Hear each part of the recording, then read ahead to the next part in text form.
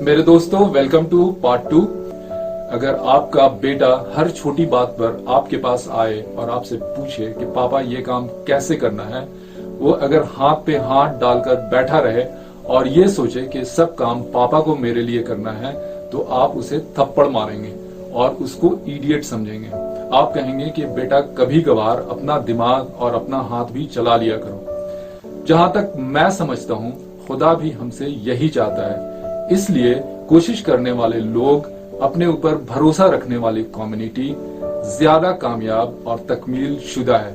जो अल्लाह की मर्जी के थ्योरी पर काम कर रहे हैं, वो हमेशा कमी का शिकार रहते हैं। हमारे बड़े ये हमें नहीं बताते हैं कि इंसान जो ताकत या अक्ल का इस्तेमाल करता है, वो ताकत और अक्ल भी उसी खुदा का दिया हुआ है और इसी दुनिया में इस्तेमाल करने के लिए दिया है। इसको बिना उपयोग किए हुए, बिना इसका इस्तेमाल किए हुए अगर हम कब्र में पैर रखते हैं, तो ये कोई समझदारी, ये कोई अक्ल का काम नहीं है। वो ये हमें नहीं बताते हैं कि बड़ा बनकर बड़ी चीजें हासिल कर हम अल्लाह की अजमत को अपने काम से बढ़ाते हैं। सिर्फ जिक्र करके ही हम अल्लाह के दोस्त नहीं बनते हैं, अल्लाह से कुर्बत नहीं लेते हैं। बल्कि अगर हम पेंसिलीन का खोज करें, अगर हम हार्ट का ऑपरेशन कैसे करना है इसकी तकनीक को सीखें, अगर इंसानियत की खिदमत करें, तो भी हम ऐसे कामों से भी अल्लाह के नजदीक पहुंचते हैं, अल्लाह के हम दोस्त बनते हैं। हमारे बड़े यह बताते हैं कि आप कोशिश चाहे 1000 कर लो, मर्जी हर हाल में अल्लाह की पूरी होती है। इस तरह से वो हमें तोड़ते हैं, हमारे बाजुओं और दिमाग की एनर्जी, तवानाई को डोरमेंट रहने देते हैं, इनिशिएटिव को मार देते हैं और हमें दलदल में ढकेल देते हैं। दुनिया के लोग चीजों पर रिसर्च कर रहे हैं, उसके राज को खोल रहे हैं, उसके ताकतों को निकाल रहे हैं, कुदरत के कानून को पढ़ रहे हैं और पूरी इंसानियत को फायदा पहुंचा रहे हैं, नोबेल प्राइज ले रहे हैं। और हमारे बड़े यह बताते हैं कि आप कोशिश लाख करें, कुछ नहीं होगा, सिर्फ अल्लाह की मर्जी चलती है और हर हाल में अल्लाह की मर्जी चलेगी। इस तरह से पूरे कौम को गुमराह कर रखे हैं और निकम्मा बनाने की कोशिश में लगे हैं। आपको कोई ताज्जुब इस बात में लगता है कि हमारे बीच में नोबेल लॉरिएट नहीं के बराबर हैं? अगर आप इन बड़े और काबिल से पूछेंगे कि इंसान को अपने आप पर भरोसा करने वाली बातें आप क्यों नहीं करते, तो वो ये जवाब देते हैं कि वो किसी को पढ़ने या बिजनेस करने से मना नहीं करते हैं। लेकिन फ्रेंड्स, अगर आप इनकी बातें, इनका बयान 2 घंटा भी सुनेंगे, तो वो एक जुमला भी इंसान का हौसला बुलंद करने वाली बातें नहीं करेंगे। ये लोग इंसान को कहेंगे कि तुम कीड़ा हो, तुम मकौड़ा हो, थोड़े समय के लिए इस धरती पे हो, डर के रहो, झुक के चलो, मौत करीब है, किसी तरह से इस दुनिया में टाइम पास कर लो, वगैरह वगैरह, और मरने के बाद फिर सब कुछ अच्छा हो जाएगा।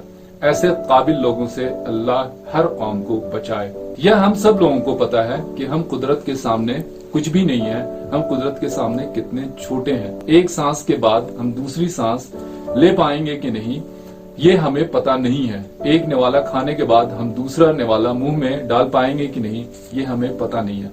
लेकिन इसका मतलब ये नहीं है कि बेकार की थ्योरी बनाए, किस्मत के नाम पर हाथ डालकर बैठे रहें और अल्लाह की मर्जी मानकर हम जिल्लत, नाकामयाबी, गरीबी को स्वीकार करें। आप एक पावर हाउस हैं। आपको अगर इस बात का एहसास नहीं है, तो आपका सारा पावर बिना इस्तेमाल किए हुए बर्बाद होगा।